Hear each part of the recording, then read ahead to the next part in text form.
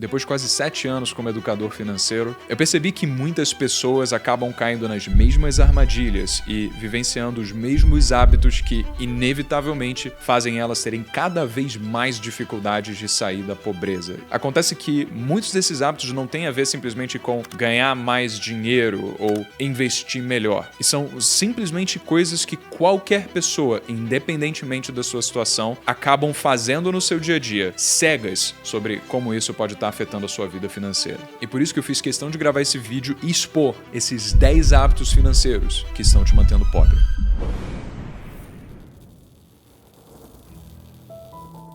Primeiro hábito: delegar a responsabilidade do seu bem-estar financeiro ao acaso.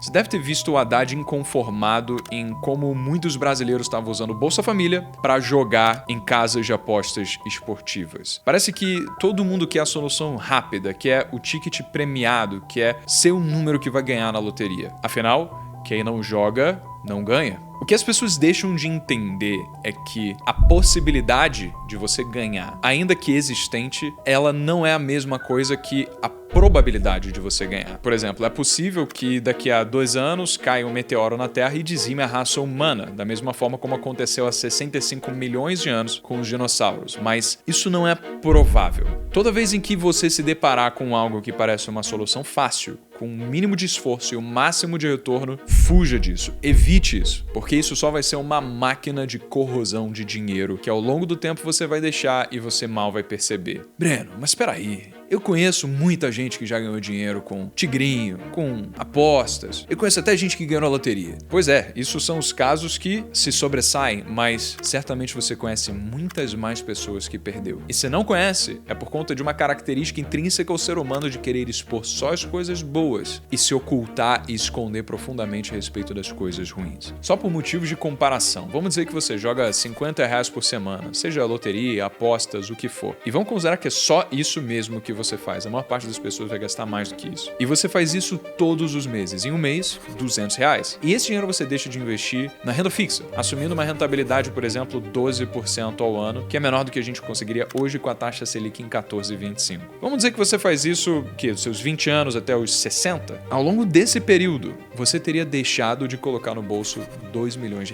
Dinheiro esse que poderia estar no seu bolso, mas não, está em cassinos online, casas de apostas, jogos ou soluções milagrosas para resolver um problema que, numa boa, não tem a ver com dinheiro, mas comportamento. Segundo hábito, não ter objetivos muito bem definidos. Eu sei, é difícil pensar no longo prazo. Eu dei um exemplo agora de 40 anos para daqui para frente, mas às vezes a gente não consegue pensar nem no que a gente vai estar fazendo no ano que vem. A questão dos objetivos não é que eles sejam coisas que são absolutamente plausíveis de serem conquistadas, mas que sejam mesmo desafiadoras e que façam a gente se motivar a querer abrir mão do nosso tempo e do nosso dinheiro no curto prazo para conseguir alcançar aqueles objetivos. Você quer um carro daqui a 2 anos? Você quer uma casa daqui a 10 anos? Você quer fazer uma viagem com a sua namorada daqui a 6 meses? Todas essas são coisas que dão uma motivação pra gente abrir mão de gastar o dinheiro que a gente gastaria agora só porque tá na carteira e ativamente pensar em formas de conseguir gastar menos. Poxa, se eu sei que sair com os amigos no meu final de semana vai equivaler a rasgar R$200, por que eu não chamo a turma pra vir lá em casa e a gente racha uma pizza? Isso é uma alternativa. Mas o primeiro de tudo, antes de você ter cada um desses objetivos tangíveis que eu acabei de falar, é ter um objetivo financeiro do quanto você quer guardar ao final do ano. E isso é o mais factível, que vai permitir que você consiga colocar dentro desse objetivo todas as outras coisinhas que você quer. Então, vamos dizer que com base na sua realidade hoje e um pouco de esforço, seria possível de você conseguir economizar R$20 mil no ano. Desse dinheiro, o máximo que deve ir para seus objetivos de consumo, seja ele de curto, médio e longo prazo, tipo comprar um carro, uma casa, fazer uma cerimônia de casamento, viajar, o máximo deve ser a metade desse valor que você vai alocar em cada um desses objetivos. E a outra metade é o que vai para sua liberdade financeira.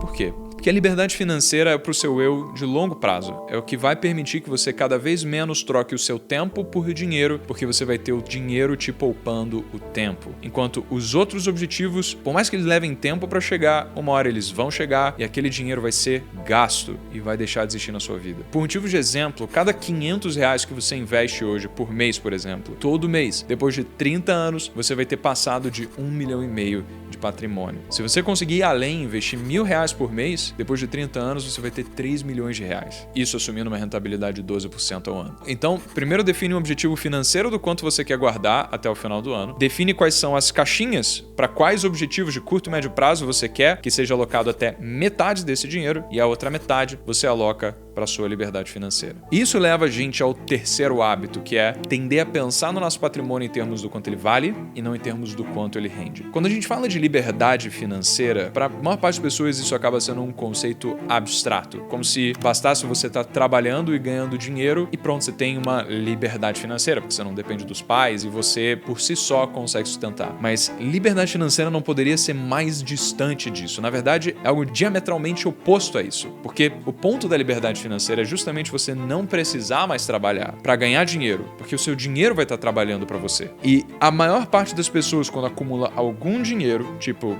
acumulei 20 mil reais, ela não vai pensar no quanto aqueles 20 mil reais rendem ao longo do tempo. Elas vão pensar no que elas podem comprar com aqueles 20 mil reais. Poxa, 20 mil reais eu poderia comprar um videogame e fazer uma viagem. Poxa, com 20 mil reais eu poderia dar entrada num carro. Então, elas convertem aquele valor não como uma semente para você começar a construir algo que lá na frente possa virar parte de um patrimônio que vai te gerar renda e com essa renda você arca com a sua qualidade de vida, mas sim como um motivo do porquê você consegue agora ser mais imprudente com as suas finanças, porque tudo bem ter compras impulsivas dado que você tem algum dinheiro guardado, então que você simplesmente não pense no seu eu futuro. Número 4. Não ter um orçamento do quanto gastar todo mês. O orçamento é aquela coisa que parece que todos sabem o que é, mas um percentual muito pequeno das pessoas genuinamente coloca em prática. E eu não poderia ser tão enfático sobre o quão importante isso é. Um orçamento é basicamente uma forma de você ser capaz de visualizar o quanto dinheiro está entrando, de onde esse dinheiro está entrando e para onde ele está indo. Ele está indo para moradia, alimentação, ele está indo para serviços como conta de luz, gás? Ou será que na verdade o que está acontecendo é que você está gastando muito no cinema, nos restaurantes, nas saídas? Se você não sabe agora, assistindo esse vídeo, dizer quais são os seus top 5 gastos na sua vida e qual é a proporção que cada um deles tem no total das suas despesas, então isso é um indício que você precisa mudar. Porque chances são que pelo fato de você não ter visualização das suas finanças, você justifica uma compra por eu mereço, ao invés de eu posso. Ou então comprar algo porque tá barato, ao invés de porque você precisa. O objetivo do orçamento é estabelecer limites do quanto você pode gastar todo mês, para garantir que, no final do ano, se você tiver cumprido bonitinho com o seu orçamento, você vai alcançar aquele objetivo financeiro que você definiu no tópico 2. E o bom disso é justamente conseguir te fazer reconhecer que muitas vezes um amigo seu vai te chamar para ir num aniversário comer num restaurante legal e você vai ter que acompanhar, mas não pedir nenhum prato, porque você já estourou a cota do quanto você vai gastar em restaurante naquele mês. Ou até no final de semana em que você pretendia sair, ver que seus amigos querem ir num lugar mais caro do que o usual e por isso você não poderia viver essa experiência naquele mês específico e precisaria esperar para o próximo. Muita gente tem vergonha, como se elas tivessem medo do que os outros vão pensar se você falasse: eu vou no restaurante, mas eu não vou acompanhar vocês na comida. Então, eu vou sair com vocês, mas eu vou ficar sem beber. Como se fosse deselegante, como se fosse ruim. Mas a única pessoa que está sendo prejudicada com isso é você. Não você agora, porque quando você gasta dinheiro com as coisas que você quer agora é muito legal. Você se sente realizado, você se sente bem. Mas o problema é depois, quando você teve tanto trabalho para definir todos os seus objetivos e você vê que tudo aquilo não valeu de muita coisa porque você não foi capaz de cumprir com o compromisso. E para te ajudar a montar um orçamento, eu gravei um vídeo falando sobre o método DOCA, que é uma regra prática, simples e rápida para você tirar o seu orçamento do papel, estabelecer limites e saber exatamente quanto que você pode gastar para cada categoria que você tem na sua vida. Então tô deixando o link para esse vídeo aqui na descrição e também o link para a planilha de orçamento das jovens, que custa R$19,90 e você já pode começar a utilizar agora para melhorar esse hábito financeiro. Breno, mas calma aí, cara. Você não deixou de levar em consideração que tem muitas emergências na nossa vida, né? A gente, às vezes, prevê um gasto em um mês e a vida acontece e as coisas mudam e, às vezes, os gastos aumentam muito mais do que a gente estava esperando. Sim, só que esse gasto a mais, imprevisto, ainda que ele não esteja no orçamento, ele vai estar numa reserva de emergência. É por isso que a reserva de emergência deve ser o primeiro objetivo financeiro que você deve ter, antes até de tudo isso daqui que a gente falou. Porque se aconteceu alguma coisa que não estava orçada e você já tem uma reserva, aquilo aquilo não vai impactar nas suas despesas do dia a dia, porque você já tem uma caixinha que está alocada justamente para momentos como esse, do qual você vai tirar o dinheiro dessa caixinha e você vai seguir a sua vida de acordo com o orçamento normalmente. Então tá combinado, né? Próxima vez que você estiver no shopping e ficar tentado a comprar alguma coisa só porque, pô, você gostou muito, porque é lindo, porque a peça é incrível, mas se aquilo não tava orçado, você dá um tapinho no ombro e fala assim: você merece, eu sei que tá barato, eu sei que você quer muito fazer isso, mas você merece muito mais uma vida de prosperidade financeira para chegar um momento em que você não vai mais precisar ficar correndo atrás do dinheiro. E para isso você precisa abrir mão disso agora. Número 5. Deixar seu dinheiro em ativos que foram recomendados pelo gerente do seu banco. Eu perdi a conta da quantidade de vezes que eu principalmente vi familiares chegando para mim e falando: Breno, tive um gerente que ele veio com uma oportunidade que eu achei interessante, eu até investi um pouquinho, mas agora por desencargo eu queria falar com você. Ele ofereceu um tal de título de capitalização que o dinheiro preserva o seu valor, mas eu concorro a muitos sorteios ao longo do tempo. Cara, olha a loucura disso aqui. Um título de capitalização é algo que é muito bom para o gerente e ele tem meta associada à quantidade de pessoas que ele consegue cair nesse golpe, porque na verdade é só uma conta que, quando tem reajuste, a maior parte das vezes não tem, mas quando tem é um reajuste mínimo, muito abaixo da poupança e que dirá abaixo da inflação, e que por deixar seu dinheiro ali você concorre a prêmios. Breno, mas eu já conheço alguém que ganhou. Pois é, mas de novo, você conhece muitas mais pessoas que não ganharam e, portanto, se o jogo dos investimentos é um jogo de risco e retorno, ou seja, um jogo de probabilidades, a gente precisa tomar decisões com base naquilo que tem as maiores probabilidades. E a maior probabilidade não vai ser você que vai ganhar o carro. Não vai ser você que vai ganhar a bolada da virada. Então, título de capitalização, poupança, fundos de renda fixa em que historicamente você vê que rendem menos de 100% do CDI, esquece isso. Breno, qual que é o investimento que você recomenda então? Ou um CDB que rende pelo menos 100% do CDI, que tem a liquidez diária, ou então um Tesouro Selic, em que você vai ter garantia do FGC. Se você tiver com dinheiro no CDB, você vai ter até 250 mil de garantia, isso em uma instituição. Se você colocar esse em CDBs de outras instituições, você consegue a garantia de até 4 instituições ou R$1 milhão. E no final vão te dar uma rentabilidade que rende todo dia, você pode resgatar a qualquer momento e tem a mesma segurança ou até maior do que a poupança. Então não ouça mais recomendação de gerente, porque tem um conflito de interesse. Ele ganha dinheiro quando você deixa de ganhar dinheiro. Então saiba disso. Sexto hábito, e esse é praticado pela maior parte da população adulta brasileira: usar o cartão de crédito como instrumento para comprar aquilo que você não pode. Você vai no shopping, você vê um tênis, você vê que era exatamente aquilo que você sempre sonhou e que naquela condição específica um tênis de R$700 pode ser parcelado em 10 vezes. Você fala: cara, a minha renda é maior do que isso. Eu consigo fazer a parcela caber na renda, ainda que você não tenha R$700 investidos. Isso é um problema, porque, entende, não é como se você não tivesse condição de acumular o dinheiro para pagar o tênis à vista. Você tem. E o motivo pelo qual você sabe que você tem é porque você faz a compra. O dinheiro que você gastar na parcela vai ser a mesma quantia de dinheiro que você teria se você tivesse esperado e guardasse os R$70 para depois, lá na frente,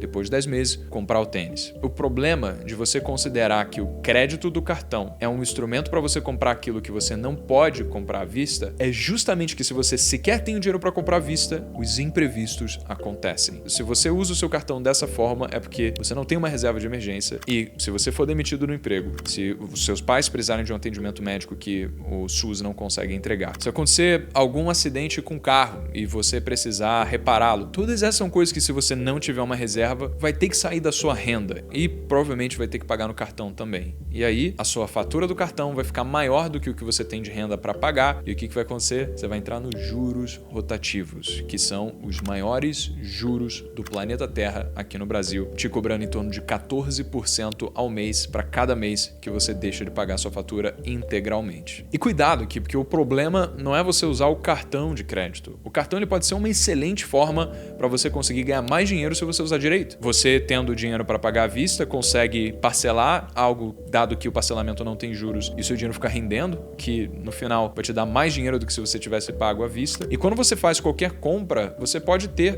pontos que você converte ou em milhas, ou em pontos para comprar eletrodomésticos, outros produtos, ou então você consegue cashback. Ou seja, a questão aqui não é abominar o cartão de crédito, mas simplesmente assumir que é preciso tomar cuidado a usar o cartão de crédito como instrumento para antecipar sonhos que hoje você não tem condição de pagar. Número 7. Talvez ele seja tão grave quanto o do cartão de crédito, que é ter vergonha de parecer pobre. A gente vive numa sociedade inegavelmente consumista e que, é claro, nos coloca numa posição de comparação com as outras pessoas. Se no nosso nosso ciclo social, a gente tem amigos que estão usando uma roupa de uma marca específica, se estão vestindo um tênis da hora, se estão usando um relógio legal, se estão com um carro bacana, se estão morando num espaço grande. A gente vê as pessoas que teoricamente estão ali no mesmo nível que a gente, ou no mesmo momento da vida que a gente, e pensa, pô, o que tá de errado comigo? E a gente tenta suprir essa diferença comprando as mesmas coisas, frequentando os mesmos lugares, para que a gente não se sinta inferior. E depois de um tempo, a gente começa a perceber que a maior pessoa que se preocupa em parecer pobre em relação aos outros somos nós. E que os outros mal se importam com o carro que a gente dirige, as roupas que a gente usa, os ambientes que a gente frequenta. E isso não é só para quem ganha mal. Eu tenho amigos que são advogados ou médicos e ostentam num nível muito além da sua condição. Porque, de acordo com eles, poxa, eu preciso ter 3 relógios legais para usar em eventos bacanas, eu preciso ter ternos de alfaiataria, porque isso mostra que são pessoas que têm condição de cobrar o preço que cobram, ou então que isso acaba atraindo mais negócio. Mas a pergunta que eu faço é, será que você precisa de 3 relógios legais? Será que precisa de 5 ternos super diferentes? Será que às vezes um não basta para passar essa mesma impressão? E se sim, será que existiria uma diferença entre você, por exemplo, comprar um Rolex ou você andar com um Apple Watch, que tem muito mais funcionalidades que podem genuinamente facilitar a sua vida? Será que algum cliente olharia para você com maus olhos se você escolhesse a segunda opção?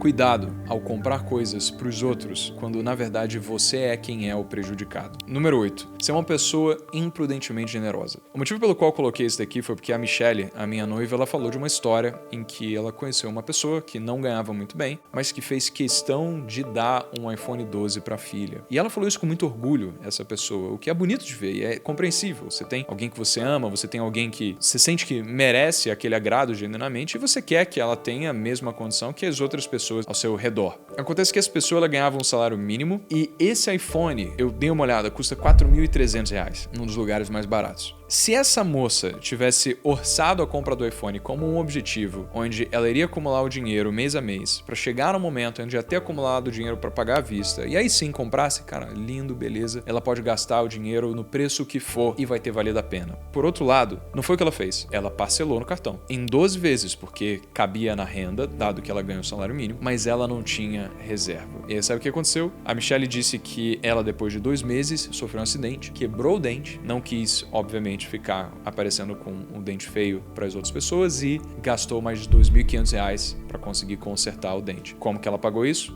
No cartão, entrando no juros rotativo. Ainda que os presentes que você dê para as outras pessoas não sejam presentes tão generosos como um iPhone, o mesmo raciocínio se aplica para presentes de aniversário, para presentes de chá de bebê, para presente de Natal que você dá para sua família. Ao invés de pensar em dar presentes que você vai sentir que vão ser bons presentes pelo preço, o que você pode fazer é simplesmente dar presentes que significam algo. Então, teve algum livro que você leu e que você se sentiu apaixonado por aquele livro, por que você não pega o mesmo livro com as suas anotações, coloca no envelope e dá para essa outra pessoa, porque você fala, eu mal posso esperar para você viver a mesma experiência incrível que eu tive lendo esse livro. Então, por favor, assim que você terminar, fala comigo. E criar com isso um outro ponto para vocês conversarem, poderem ter ainda mais troca de ideias. Não vai simplesmente resolver o problema rápido gastando algo caro em que a pessoa ela vai receber com muitos outros presentes que também significam pouca coisa e vai cair no esquecimento que você deu aquele presente para ela. Então se lembra, busque dar presentes que têm significado, não presentes que são caros. Número 9. Não se dá o trabalho de estudar ao fundo oportunidades quando elas surgem. Isso daqui é verdade tanto para dicas quentes que prometem ganhar dinheiro rápido, em que justamente por não estudar a fundo o mecanismo de como isso acontece, a gente acaba caindo em cilada, tipo casa de apostas, ou então eu tive um papo com o Uber recentemente, deve ter 2 semanas, em que a gente veio conversando a respeito de como ele perdeu todo o dinheiro da vida dele, que nas palavras dele eram R$120 mil, porque ele viu uma oportunidade de ganhar 4% ao mês sobre esse dinheiro. E como ele sabia que era um bom projeto? Porque tinha outras 10 pessoas que ele conhecia que estavam fazendo a mesma coisa, que estavam no mesmo lugar. Acontece que depois o dono desse projeto, ele sumiu. Ele levou o dinheiro embora de todo mundo que tinha colocado aquilo ali e naturalmente ele perdeu todo o dinheiro. Qualquer coisa que te prometa pagar mais de 1,5% ao mês, e isso já estou sendo generoso, inclusive, você tem que ir com uma pulga atrás da orelha, porque não existe mecanismo no nosso sistema financeiro nacional, além do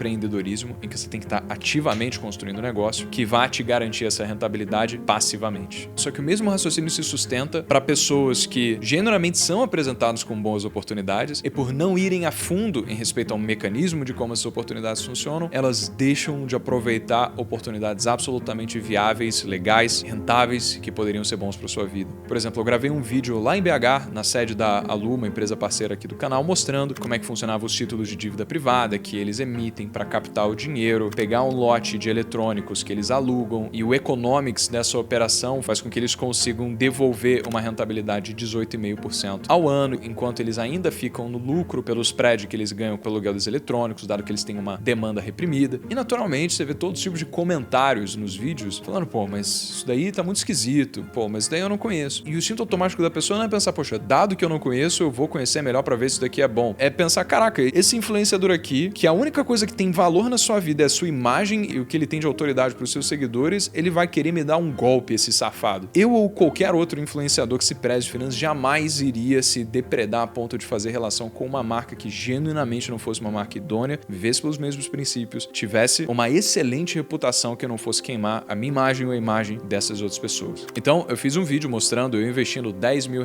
na prática, inclusive se somando até a outros investimentos que eu já tenho com a Alu. Vou deixar esse vídeo linkado aqui em cima para você dar uma olhada também e aproveita a oportunidade para você também conhecer a Alu, uma empresa com 100% de taxa de adimplência, ou seja, sempre honrou todos os compromissos e que desde 2022 a gente faz boas parcerias aqui, mas que agora esse ano eu fui na sede pessoalmente mostrar toda a operação para conseguir mostrar para você como é que funciona. Em resumo, eles basicamente perceberam uma oportunidade de conseguir remunerar investidores que gostariam de uma rentabilidade acima do mercado, pegando dinheiro emprestado desses investidores e, ao longo de um tempo, pagando ou uma renda mensal ou então pagando depois os juros compostos só no vencimento. E esse dinheiro que eles pegam emprestado, você sabe exatamente para o que ele é usado, é para comprar um lote de eletrônicos que eles já têm pessoas esperando para serem alugados. Breno, o que eles não pedem dinheiro do banco para fazer isso? Porque eu, pessoalmente, ano passado cheguei a, por exemplo, avaliar empréstimos de bancos para conseguir alavancar o negócio, aumentar a velocidade de crescimento, e as menores taxas que a gente consegue com o banco são 30% para cima. E aí o que eles fazem é, poxa, se corretores de valores, bancos concedem investimentos até no máximo 16% pré-fixado, por que não então fazer algo ainda mais atraente de 18,5% para garantir que esses investidores eles tenham um incentivo para investir na Alu e com isso ser muito bem remunerados. Então,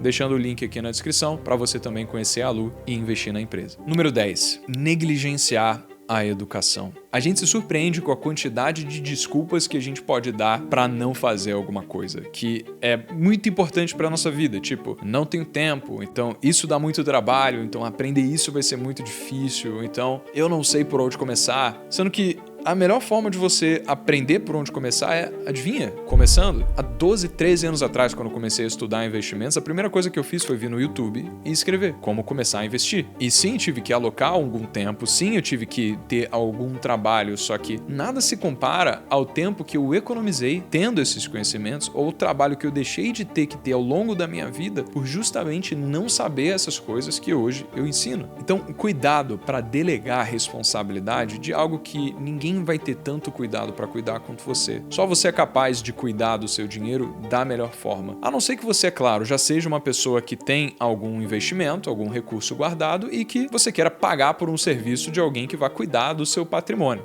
Ainda assim, é importante, mesmo que tenha alguma outra pessoa fazendo isso para você, você entender o que está acontecendo, você entender as premissas, você entender os motivos, para que você consiga pelo menos conversar. Se lembra, se o que você realmente quer é ter tempo na sua vida para aquilo que realmente importa para você, é preciso que você invista algum tempo aprendendo as habilidades que podem te levar a economizar esse tempo no futuro. Mas é por isso que eu percebi uma coisa. Ao longo desses últimos meses, falando sobre Jovens for School, você vai ver muitos comentários de pessoas falando, poxa, que programa legal esse de levar educação financeira, empreendedorismo, inteligência emocional para escolas, ou como eu queria que eu tivesse aprendido isso. Ou então, será que eu conseguiria poder pegar isso por fora para conseguir eu me desenvolver, dado que eu não tive acesso a esse conhecimento formal? Eu sempre falei, poxa, realmente não dá, é um material que é exclusivo para escolas, é adaptado para a dinâmica de uma sala de aula. Mas eu pensei o seguinte, de pouco adianta a gente buscar mudar a educação para daqui a 30 anos, 50 anos, investindo na base agora, se existe uma força de trabalho indispensável para a produção da riqueza desse país, que são os trabalhadores de hoje. E essas são as pessoas que mais precisam nesse momento. Porque as pessoas não tiveram esse conhecimento estruturado da forma forma como foi dado na escola. E aí o que eu vi foi, eu já ensinei dezenas de empresários hoje que faturam mais de 20 milhões de reais por ano, no mínimo. Eu já ensinei alunos de escola. Mas o que eu não fiz foi poder levar esse conhecimento para quem quer, precisa e deve